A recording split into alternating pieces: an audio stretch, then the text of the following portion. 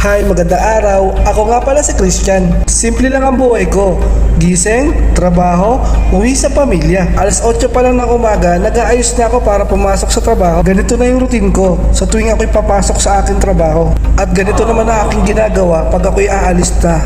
Palagi silang mayroong morning hug at meron silang morning kiss para hindi sila magtaka na bakit wala na ako sa bahay. Minsan kasi pumasok ako, nakalimutan ko magpaalam sa kanila.